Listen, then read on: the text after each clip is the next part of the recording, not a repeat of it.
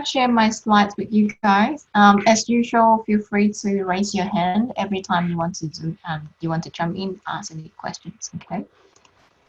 Otherwise, we are good to go. So for this tutorial, we are talking about the first part of the international parity conditions topic. So when we say international parity conditions, we are talking about the relationships between exchange rates and other macroeconomic conditions, okay?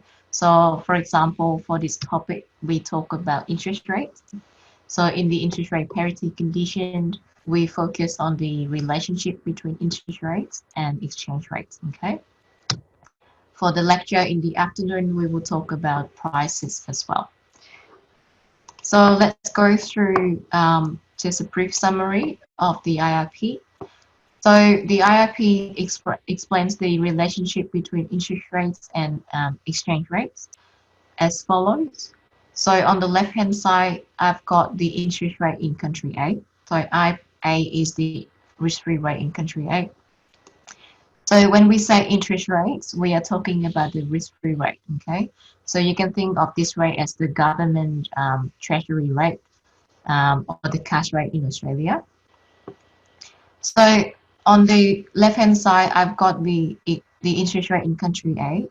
On the right-hand side, I've got the interest rate in country B times the forward rate of the exchange rate A over B divided by the spot rate A over B, okay? So how do we understand this equation? Now, this equation is comparing the investment returns of two identical assets, okay? It's important to note it down because later on, when we talk about arbitrage, we will base on this concept, okay? So on my left-hand side, I've got an investment in an interest rate instrument in country A, okay? And assuming that I am a citizen of country A, okay? So country A is my domestic country. So on the left-hand side is my investment return if I invest in a treasury bond in my domestic country. So this is a risk-free investment, okay? On my right-hand side, I've got my investment in the foreign country, country B. And this term here is for me to adjust for the exchange rate risk exposure of the second investment, okay? So essentially by multiplying 1 plus IB with this ratio, we have basically eliminated any exchange rate exposure from the investment in the foreign country, okay? So that what is left here on my right-hand side is only the investment return in the risk-free rate of the second country, okay? Does that make sense? And as a result, we can say that the investment on my left-hand side is a risk-free rate investment. So is my investment on the right-hand side, okay? So they are both risk-free rate investments and they have zero foreign exchange rate risk exposure, okay? So why is that important? It's important because if we have two identical risk investment, what do we say about their value? If the two investments have the same risk, we will say that their value should be the same, right? As a result, we are able to equate the left-hand side and the right-hand side, okay? So it's important to understand this from the get-go so that when you go through the arbitrage problem, you don't get confused too much, okay? So an alternative way to write it is you can write 1 plus I domestic equals to 1 plus I foreign times the forward divided by the spot, okay? But it's basically the same. So one way to remember the correct orders of the interest rates and the exchange rates is to think about where the interest rate enters in the equation. So for example, if I have my country A on the left-hand side, then in the exchange rate, the currency for country A should be on the left-hand side as well, okay? Similarly for country B, if country B is on the right-hand side, then the currency for country B should be on the right-hand side too, okay? So don't get this mixed up in the exam, okay? So in the lecture, we also talk about how to prove this IRP condition, okay? And how did we do that? We did that by arbitrage, okay? Now in problems 3 and 4, we will illustrate how to prove the IRP using an arbitrage exercise, okay? So in a nutshell, what we want to do is we want to identify which country overprices their investment and which country underprices their investment, okay? So the rule of thumb is always you want to be buy low and you want to sell high, okay? In the context of an interest rate instrument, when you say buy low, that is when you borrow low, okay? And when you say sell high, that means you are investing high, okay? So for example, when the left-hand side is greater than the right-hand side, you can say that it's more expensive for me to invest in country A. At the same time, it's less expensive for me to invest in country B, okay? So I'll be investing in country A and I'll be borrowing from country B, okay? That's a typo here. Similarly, if we have the opposite, we'll be doing the opposite, okay? So we will go through an example in question 3 to illustrate this point. So essentially, after these arbitrage transactions, after arbitrages exercise these strategies, your equilibrium will be brought back, okay? So in problem 3, again, we will go through all these points, okay?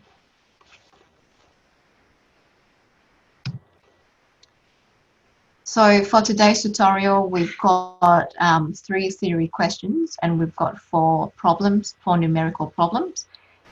With the theory questions, they are important for you to understand the concept we introduced in this topic. It's a bit theoretical, this topic, so you need to understand these points to be able to understand the topic, okay?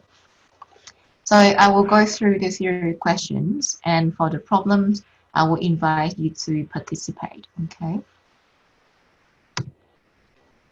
So question 1, give a definition for arbitrage. Now, this is what we have done before in a previous topic. And if we want to define arbitrage properly, then it is the act of simultaneously buying and selling the same or equivalent assets or commodities for the purpose of making certain guaranteed profits. Okay. So in other words, we are saying that we'll be buying low and we'll be selling high the same assets and of the same amount. Okay. The purpose here is we want to earn the spread in between. So if we can sell the same asset at 2 different prices, then our profit will come from the difference between the prices, okay? This should be a zero risk exposure. So once again, in problem 3, we will explain why this is a zero risk strategy. This is a zero cost strategy too, in the sense that all transactions finance themselves, okay? So for example here, when we buy something, the money that we need to buy the asset in this transaction will be financed by the proceeds that we get from selling the same asset in a different place, okay? So that we don't have to be investing any money in this strategy. One thing to note is that I got this question a lot through the assignment last week. So people ask me whether arbitrage is the same as hedging. Now, this is not the same, right? So when we say hedging, it's very different from arbitrage. When you hedge, you think about the end goal.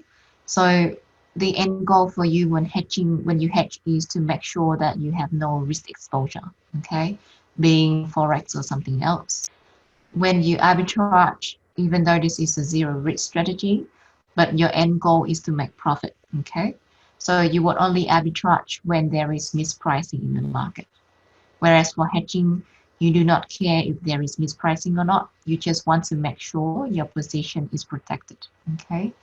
So these two are a little bit different. So normally for the purpose of this subject, when a question is asking about hedging, it will not ask you to do any arbitrage strategy, okay? and vice versa. If we ask you to conduct an arbitrage strategy, then you do not worry about hedging. Okay. So that was question 1. And once again, for problem 3, we will go through arbitrage in detail.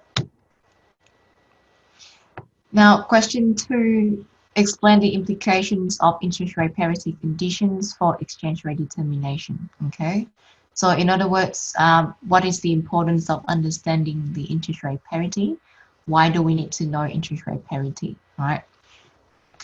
And what does it have anything to do with exchange rate determination?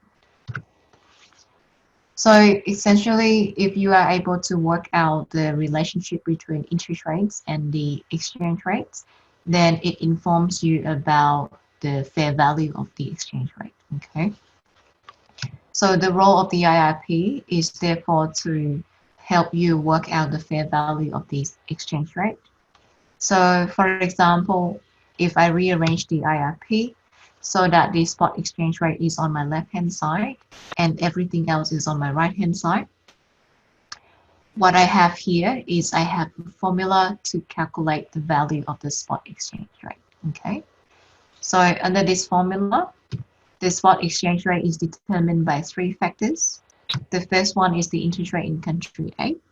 The second is the interest rate in country B. And the third is the forward rate. Okay. So in other words, if I know these variables, I will be able to calculate the fair value of the spot exchange rate. Okay. So why is it important to know the fair value of the spot exchange rate? If you know the fair value of an asset, then you can compare that with the market value and you can identify mispricing. Okay. So one thing to note with the forward rate, with the forward rate, we say that it reflects investors' expectation of the future exchange rate, okay, conditioned on their information set as of today. In other words, we can write the forward rate as follows. So the forward rate is equal to E for expectation, ST plus 1 for the future spot rate, conditioned on the information set that we have today, okay?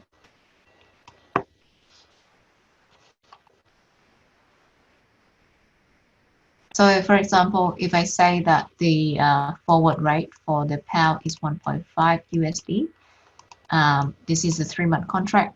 That means in 3 months' time, the market expects the pounds to be 1.5, okay?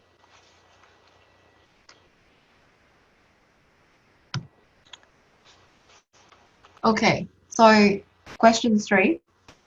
Explain the conditions under which the forward exchange rate will be unbiased, an unbiased predictor for the future spot exchange rate.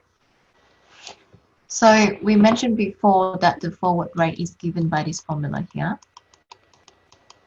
Okay, so we assume that the forward rate is the conditional expectation for the future spot rate, given the information set that we have today. Okay. So for this equation to hold, we need 2 conditions. Number 1, we need to be able to assume that the forward risk premium is insignificant. Okay. So when you look at this equation here, there is no credit risk premium here. Okay. So there's no forward risk premium here.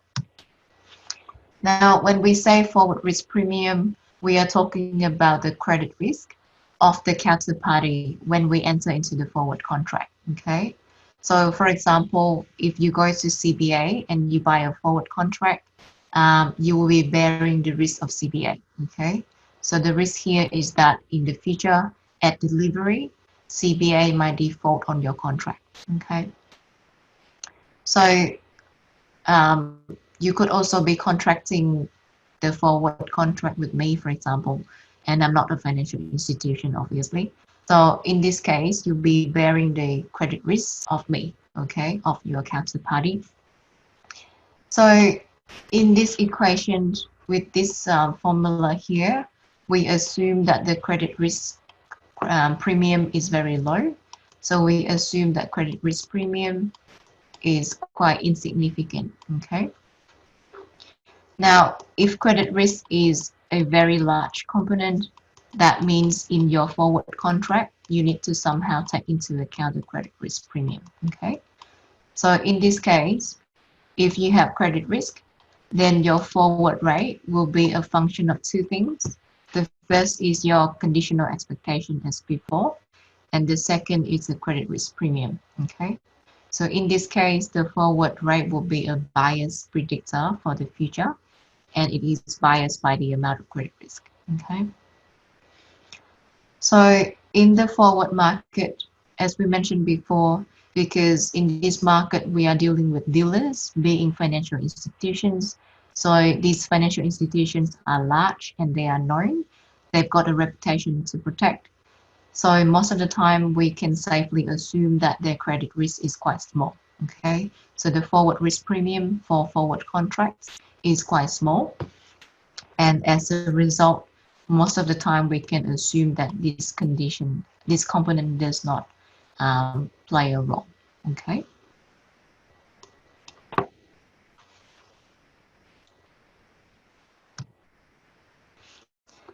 The second condition is the forward exchange market needs to be informationally efficient. Okay. So in our equation, we say that the forward rate is a conditional expectation. Okay. And the condition here is your information set. Essentially, investors can only form expectation if they have enough information. Okay. So if we don't have enough information, then obviously our expectation will not be very correct. Okay. So the second condition for this to hold is therefore you need to have enough information to form your expectation. Okay. So these concepts are important for you to understand the topic because later on we'll be referring back to these concepts, okay? Especially in the lecture today when we talk about expectations, okay? Any questions so far with the theory, or are we happy to move on to the problems?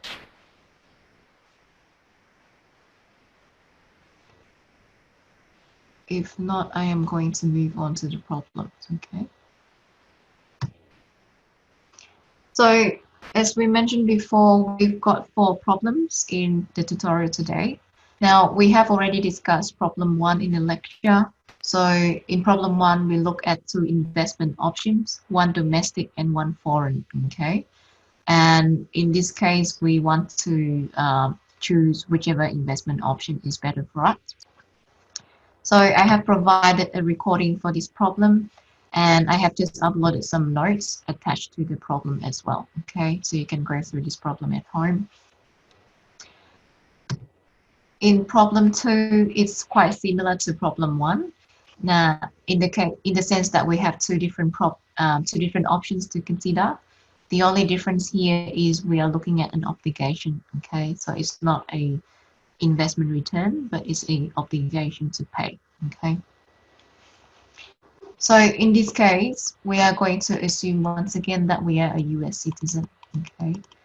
It's a bit awkward, I know, but because we use a textbook from 2 American authors, so it's just to be consistent with them. So in this case, we've got we go to London, and when we visit London, we purchase a Jaguar for £35,000. So this obligation is denominated in a foreign currency, right, in the pounds. The dealer asks us to pay in 3 months' time. Now, currently, we have enough cash in our bank in New York City, and it pays 0.35% interest per month, compounding monthly. Okay. Currently, the spot exchange rate is $1.45 per pound. So in this exchange rate, my commodity is the pound and my measurement is the USD. Okay. The 3-month forward rate is 1.4. In London, the money market interest rate is 2% for a 3-month investment, meaning that if you invest in London for 3 months, you are going to get 2%. Okay. We are asked to consider 2 different ways to pay for the car. In the first option, we are going to use the forward contract. We are going to buy £30,000 forward. In the second option, we are going to buy a certain pounds amount today and invest the amount in the UK for 3 months so that the maturity value will become equal to £35,000. Okay. We are asked to evaluate each of the payment methods and choose whatever method that is more preferable. Okay. So for this question, I have summarized the information here for you guys. So we start with the notional amount of £35,000, which is the value of the obligation. We've got the interest rate in 2 different countries, and you need to pay attention to the different compounding, okay? We have also the spot and the forward rates, and we are asked to compare option A or option B, okay? So for each of these options, I want you to think about the USD costs to meet the obligation, right?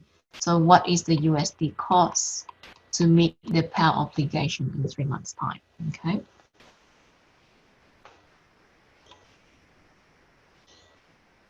So if we have written down the information, I'm going to go to the blackboard, the whiteboard, and then we are going to solve the problem on the board, okay? So here is A and here is B.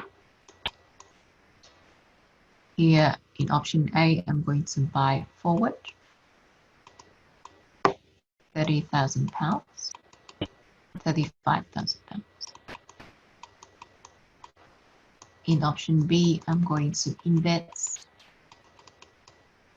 in the UK to make sure that I have £30,000. Excuse my writing. In 3 months' time. Okay.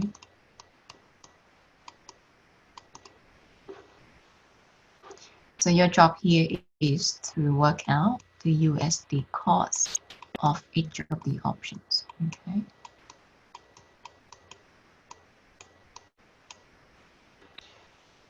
So I want you to spend about 1 minute in option A first, and after that we will go through option A, and then we will go through option B. Okay.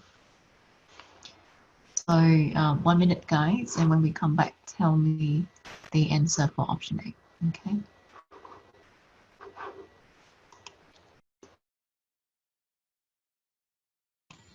Alrighty, so what is the answer for option A, guys?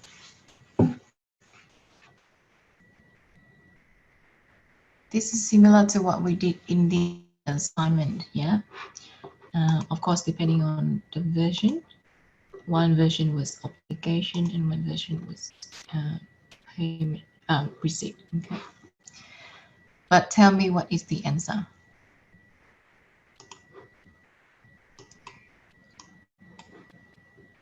So in 3 months' time, if I need to settle the forward transaction, if I need to buy £35,000 forward, how much do I need to pay in the USD?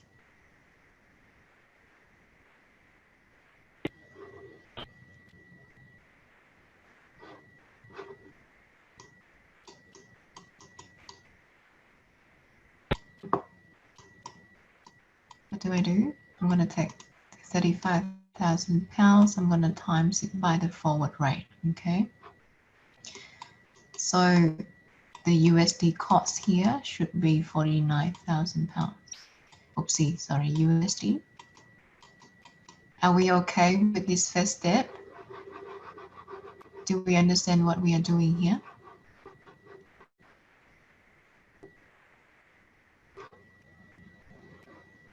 So here I bought the house forward, okay? So in the future, in 3 months' time, I need to deliver the forward contract. And when I deliver, I'll be buying the pounds and I'll be paying the USD, okay? So how much USD do I pay? I will pay £35,000 times 1.4, which is the forward rate, and that will be 49,000 USD, okay? Oops. Sorry, I just dropped my mouse. Okay, so this is an So for the forward contract, I will need to settle the contract in 3 months' time. That means this is an amount I have to pay in 3 months' time. Okay. So to have 49,000 USD to settle the forward contract in 3 months' time, how much money do I need to have in my bank account today? Okay. So as of today, how much money do I need in my bank in New York City to allow me to pay 49,000 USD in the future?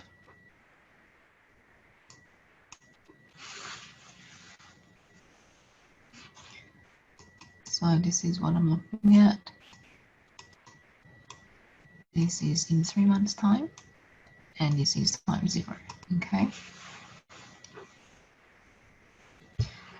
So in 3 months' time, if I need 49,000 USD, that means at the current time, I need to make sure I have the present value of that amount in my bank account, right? So here to compute the present value, I'm going to take the future value. I'm going to divide it by the discount factor, okay? Now I've got a interest rate of 0.35% per month in my bank in the US, and this is compounded monthly. So for a 3-month deposit, I'm looking at 1.0035 to the power of 3, okay? So if I do so, I will find that the current amount I need to have in my bank is 48,489, okay, USD.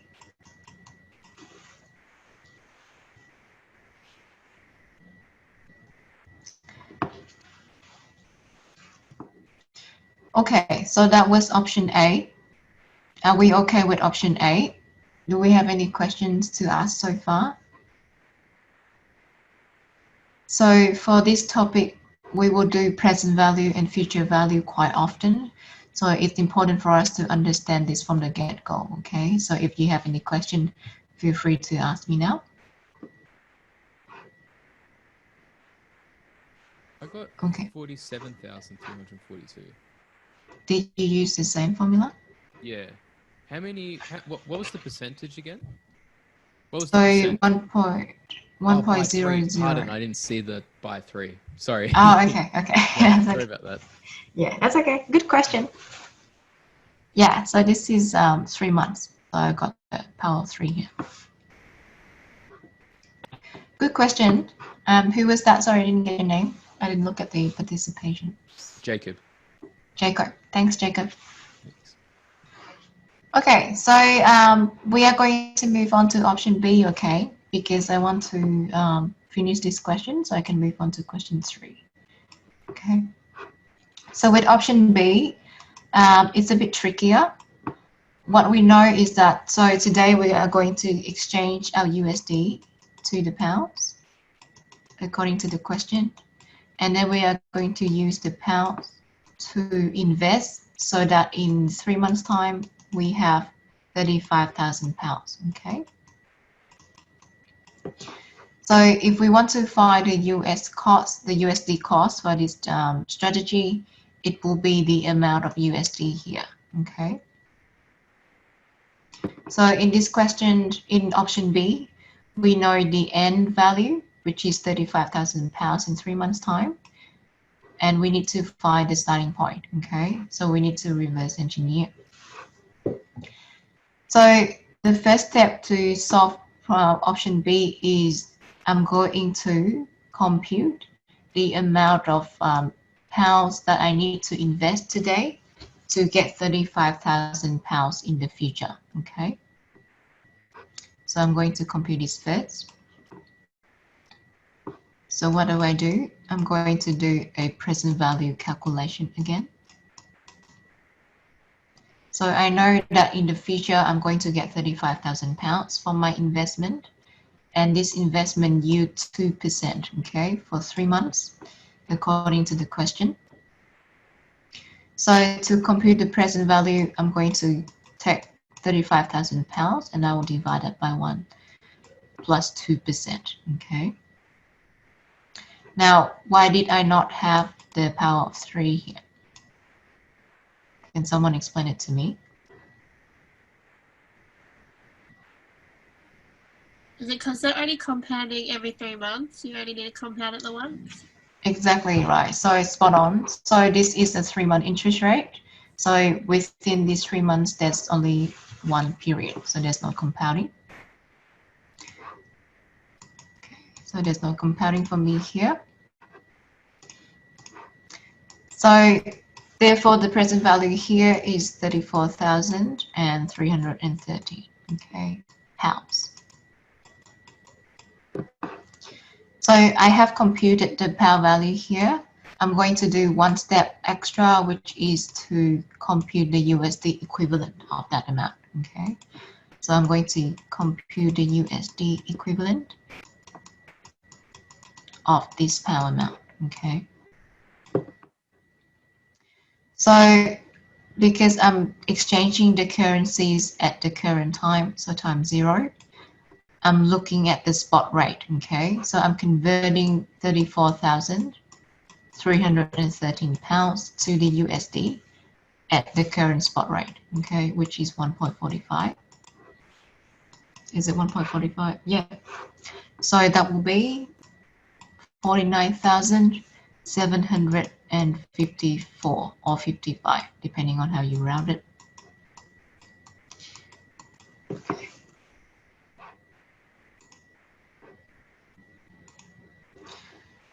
Okay. So with option 2, option B, the cost to conduct this option is 49,000 something. Given the answers we have here, am I preferring option A or option B? Do I go for option A or should I go for option B?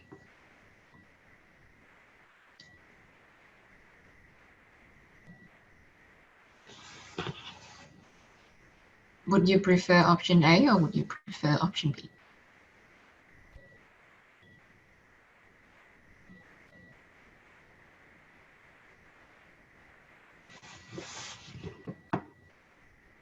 Guys, someone tell me. B? Oh no, A, sorry. A, yes, spot on, right. Also, with the second bit, the 34313, I got 34930. I don't know. Like, did I just 34930. Yeah. Let me. Did you take 35,000 divided by 1.02?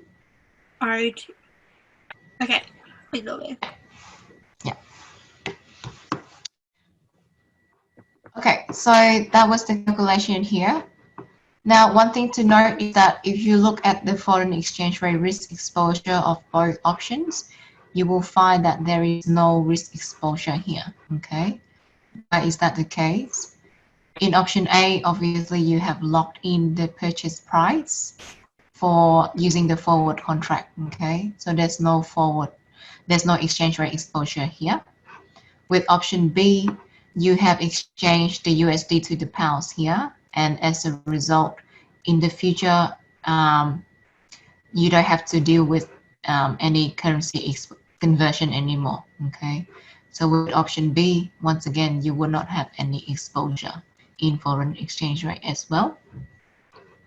So one important thing to notice is that when you compare two different options, you need to make sure that their risk exposure is the same as well, okay? So don't just compare the dollar cost, you need to compare also the risk exposure, okay?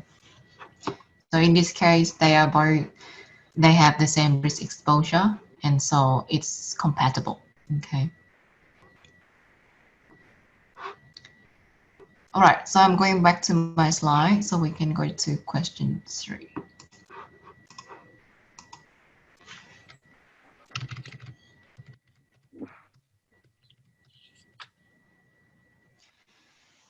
Okay, so problem 3 is an arbitrage problem, and as usual, it's very tricky to think about. So you need to practice a few times to understand it, right? But bear in mind that you need a starting point, buy low and sell high, okay? So in this question, you've got the spot exchange rates, you've got the forward rate, you've got the interest rates in 2 different countries, you've got a starting point, which is either 1.5 million USD or 1 million pounds, okay? So if you notice at the current spot exchange rate, 1.5 million USD is equivalent to 1 million pounds, okay? Which means doesn't matter which currency you start with, you start with the same, basically, the same amount, okay? So question A, determine whether the interest rate parity condition is currently holding. Question B, if not, how do you conduct arbitrage? Covered interest rate arbitrage, okay? So when you see the word covered interest rate arbitrage, we are talking about a strategy that involves the forward contract, okay? So why do we want to involve the forward contract? That's because we want to eliminate any future exchange rate movement, okay? Question C is quite important. We did not go through that in the lecture last week. So explain how the IRP will be restored as a result of the covered arbitrage activities. So on the next slide, I am summarizing the information. So before I do any arbitrage, it's always a good thing to summarize the key information first. So here I've got my spot and my forward rate. Now this is the value of the pounds, right? Because the pound is my commodity. I've got the interest rates in the 2 relevant countries. You will notice that this is 2%, which is 8%, the yearly rate divided by 4, okay? So here I'm interested in a 3-month investment horizon. So my interest rate should be a 3-month rate, okay? Similarly for the UK, I'm going to take 5.8, which is the yearly rate. I'm going to divide that by 4, okay? And then I'm going to write the starting point, which is either 1.5 USD or 1 pound, okay?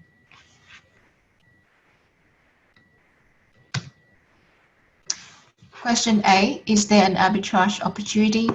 In other words, is the IRP currently holding, okay? So as we mentioned before with the cross rate arbitrage problem as well, you will only have arbitrage when you have a mispricing, okay?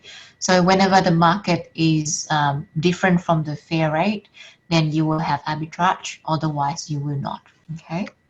So in this case, the reference point is your IRP, which is the equation I have here. So in this equation, I write 1 plus IUS on the left and 1 plus IUK on the right, okay? Why did I do so?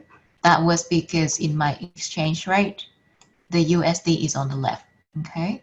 If the USD is on the left, then the interest rate for the US should be on the left, and vice versa for the UK, okay? So can you help me check if the IRP condition holds? Can you check if the left-hand side is equal to the right-hand side?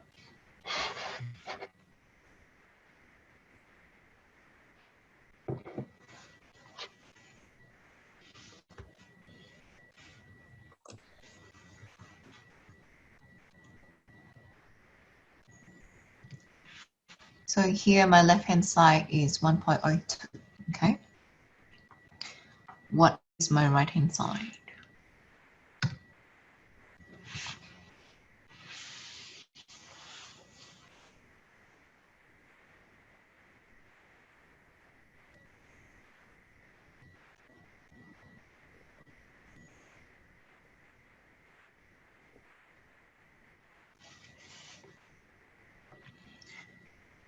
So in this case, my right-hand side is 1.028, okay?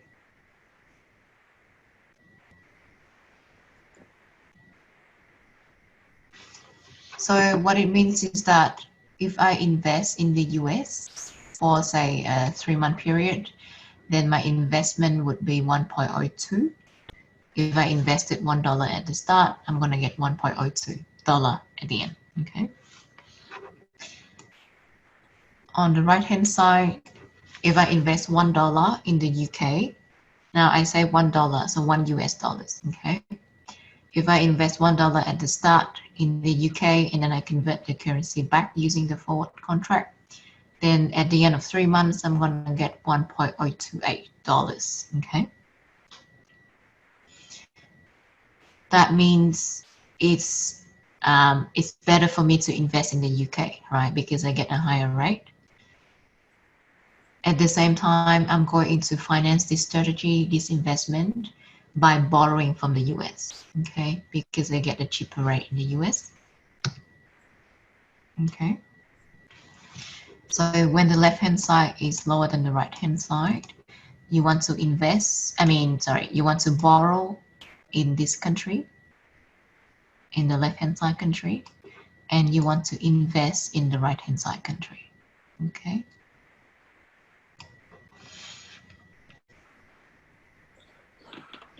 Now, I said before that in the example I just mentioned, this is USD and this is also USD, okay? So through the exercise that we will do later on, we will see why, okay? So as we mentioned at the start as well, when we times 1 plus our UK by this factor, we basically have eliminated any currency differences, okay? So the two investment returns should be the same currency. Okay.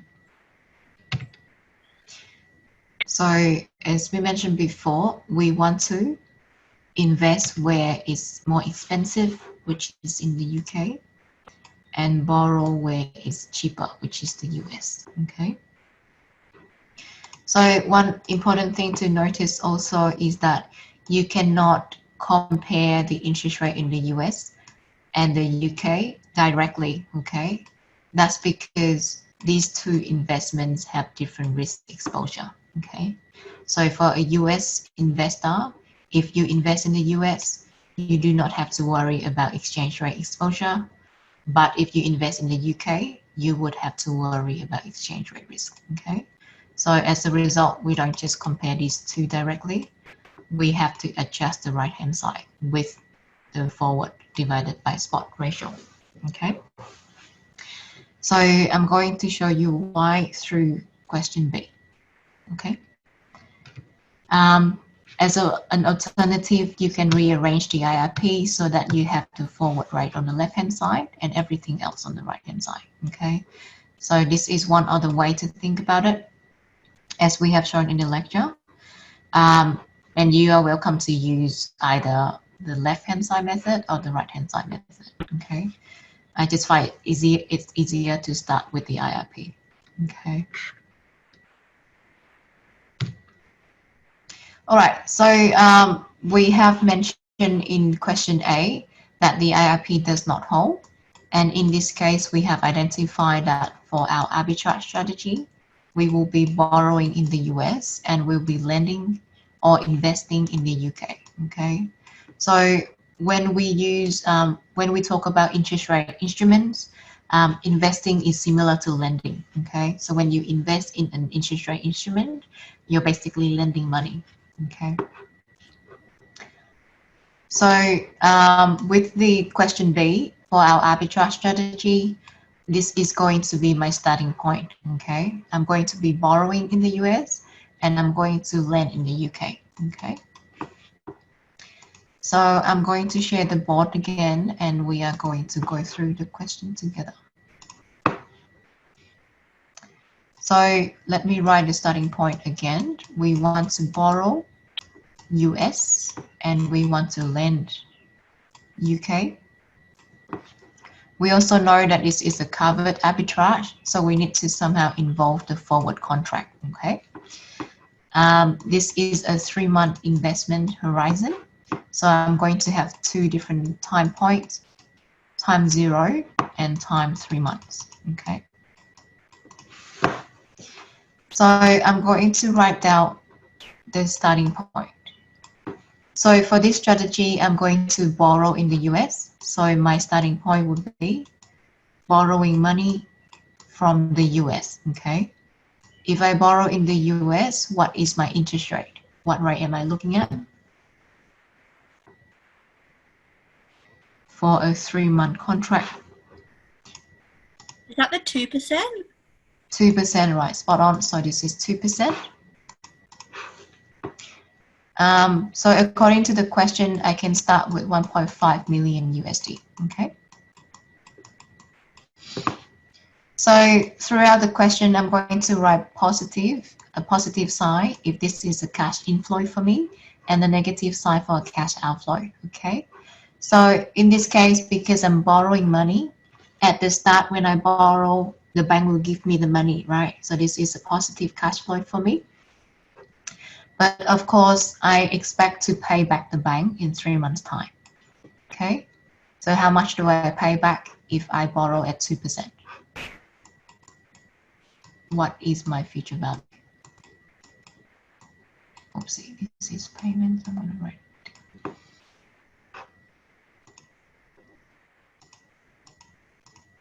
Is it an extra 30,000? Exactly right, spot on. So in the future, I'm going to pay back the principal as well as the interest. Okay, so 1 plus 2%, and that will be 1.53. Okay, so an extra 30,000, sorry. Okay, so that is my first transaction. Now, so once I borrow money from the first step, what do I want to do? I want to somehow land in the UK, okay? So before I lend money, I need to convert my USD into the pounds first, okay? So in the second step, I'm going to convert the money I got from the first step to the pounds. So because I'm converting the USD to the pounds at the current time, I'm looking at the spot rate, okay?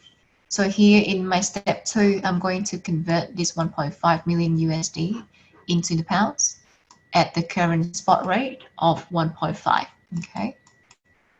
So someone tell me how much pound do I get from the conversion?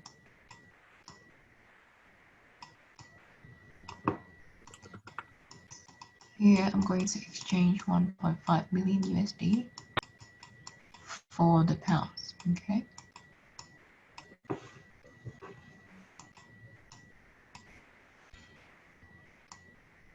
Is it? So, yep, Leah, did you want to say something? I think I did it wrong.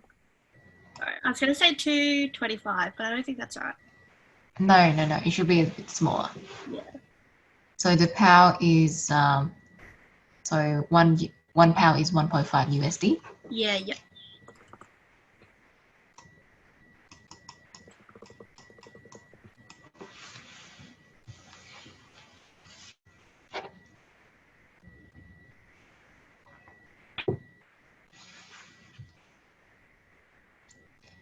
So here, if you take 1.5 million USD, you divide it by 1.5, you will get the pound equivalent, which is 1 million. So in step 2, I have converted the dollar to the pound. And why do I want to do that? Because I want to use the pound here to invest in the UK, okay? So I'm going to invest in the UK at the UK interest rate of 1.45, okay? So if I invest money, that means at the start I need to give people money. So I'm going to give my borrower £1 million. In exchange, I expect to get back the future value of that, right? So in the future, I'm going to get back 1 million, which is the principal plus the interest, okay? So if I do this calculation, I will find that it will be 1.0145 million pounds, okay? Now, in the final step, this is when I hedge any exchange rate exposure using the forward contract, okay? So I know that in 3 months' time, I expect to get this much in the pounds. and I'm going to have to convert it back into the USD, okay? I don't want to have any exchange rate risk exposure, so I'm going to convert this pound into the USD using a forward contract for 3 months, okay? So here in step 4, I'm going to sell the pounds, this expected amount for the USD at the forward rate, okay? So I'm going to sell pounds forward, and the forward rate is 1.52, okay? So if I convert 1.0145 million pound into the dollar at the forward rate, how much do I get?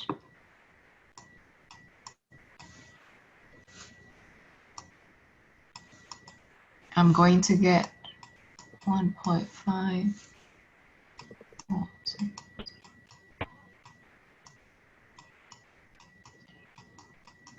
Okay.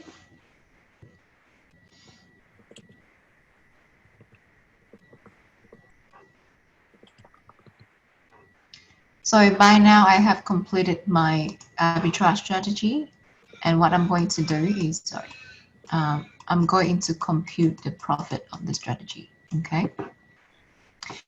So if I check the cash flows at 2 different points in time, I will find that at the current time, at time 0, I've got a net 0 position in the USD, right? So these two transactions cancel each other out. I've got a 0 position in the pound as well, okay? So at time 0, I've got 0 costs, right? And I've got 0 exposure to foreign exchange rate risk. At time 3, I expect to pay this much to my lender, and I expect to get this much from the forward conversion, okay? So if I add these two numbers up, I will find that I've got a positive position in the dollar for 12,040 USD. With the pounds, now I've got a positive pound position from step 3, but I have offset that with a negative position from step 4, okay? So overall, my net pound position would be 0, okay? So in time 3 as well, I have 0 exposure to risk, right? So I have 0 pound position here, so there's no risk exposure for me. And I've got a positive profit in my domestic currency, which is 12,000, okay? And this is a proper arbitrage strategy where you will see that you have 0 cost and you have 0 risk exposure, okay? So for the time remaining, I want to go through question C with you guys. Let's go through that question first before we want to talk about any questions, okay? Yeah, did you want to say something? Oh, no, I'm okay. Sorry. Okay, that's fine. Yes, you want to ask something? Last question. I remember that we want actually forward 3 months forward. We put the money in the forward now, so we have no time to put the money in the bank to get the interest. With the forward. Can I answer that later on, because I want to go through question C first. It's quite important. Okay. I'll go back. Otherwise, just email me if we run out of time, okay? I'm sorry for that. I'm going to go through question C. It's very important. So with question C asks us how the IIP get restored when people arbitrage away, right? So these are the arbitrage transactions that we just went through. And assume that the whole market is very smart and we all can see this arbitrage opportunity, right? So that everyone will follow exactly the same steps. Now let's look at how the interest rates and the exchange rates change when people follow exactly the same steps, okay? So here, assume that everyone, when they conduct this arbitrage strategy, everyone will be borrowing money from the US, okay? So as people borrow more from the US, it increases the demand for money in the US, okay? So when demand increases, you will see that the interest rate in the US increases as well, okay? So lenders get to charge higher rate because there are more borrowers there. In step 2, when people buy the pounds to conduct the second step in the spot market, what would happen to the spot rate? The spot exchange rate would increase, right? So as people buy more pounds in the spot market, the spot rate increases. In step 3, as people invest more in the pounds, what happens to the interest rate in the UK? It will decrease, right? So you have more people willing to lend, so the value of the money decreases. In step 4, when people sell the pounds forward, it will decrease the value of the pounds in the forward contract, okay? So the forward rate would decrease, right? So if we go back to our IRP, this is what we wrote before. Oopsie, I'm sorry, I'm running out of time, so I'm a bit panicking.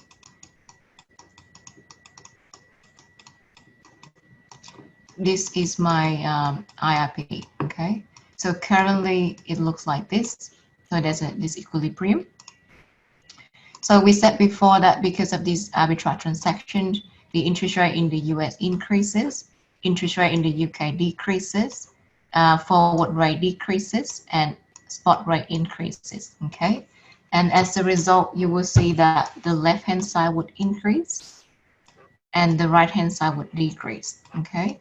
So currently the left-hand side is lower than the right-hand side, but as people arbitrage, they will bring the two sides to equal, okay? And this is how the IRP get restored when people arbitrage away, okay? So I think that is it for today. Now, as we mentioned before, problem 4 is similar. So if you are okay with problem 3, you should be okay with problem 4 as well, okay? I will post the recording of this tutorial on Blackboard, on LMS later on as well. So if you have any problem, you can go back to listen to the recording. Ziha, I'm sorry I can't answer your question now because I've got another class. Can you please email me your question and I'm happy to answer you, okay? Okay. Thank you. Okay, guys, so I'm going to conclude. Thank you so much for joining in today, and I'll see you later for the lecture, okay? Thank you. Thanks.